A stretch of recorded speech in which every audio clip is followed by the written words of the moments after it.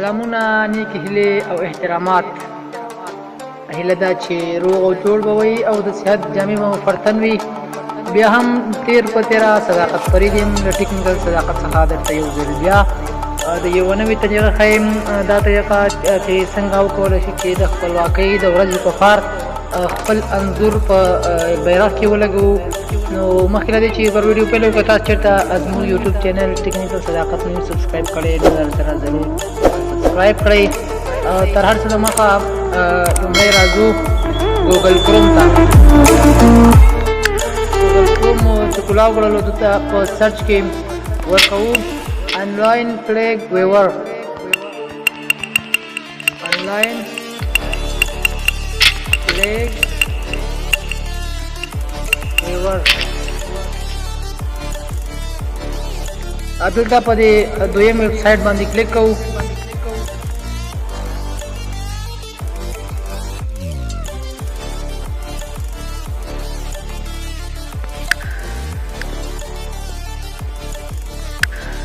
هغه ویب سایټ باندې چې کلیک کړو نو موږ ته به دا راشي. دلته به ویب باندې کلیک کړو. ویب دا به کړو فایل. بیا چې فایل دلته به اوپن ا فایل دا به ووهو. ډاکومنټس دلته به زموږ خپله ګالري راشي. دلته به ګالري نه موږ یو خپل انځور راواخلو. کوم انځور چې غواړئ هغه په دې جنډه کې ولګوئ.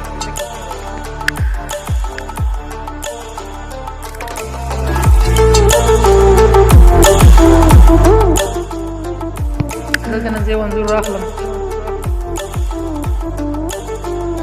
دا انځور موږ راواخیستو. دا شان پکې ویډیو جنډه کې ولګېدو. دلته پکې اوس یو کار دا دی چې دا ویډیو سیف کېږي نه، نو مطلب نه دا ګالري ته نه ځي. نو د دې لپاره چې له دې څخه سکرین ریکارډر باندې د دې څخه ویډیو کوو، نو زه ریکارډ لږ بندوم تر څو د دې نه ویډیو.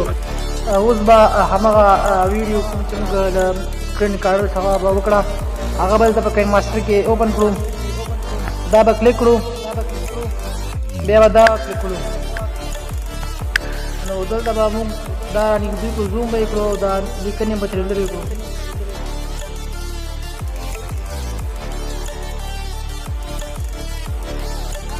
دا به دومره زوم کړو. اوس به پکې هغه لیکنه نه راځي کوم چې لاندې د ویب سایټ سره وه.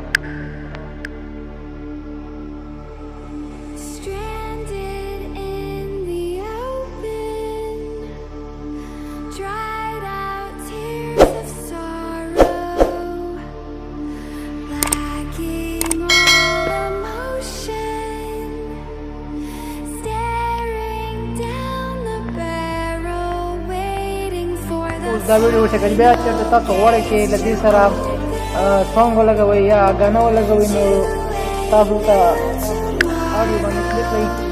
دلته تاسو سره کومې ګانې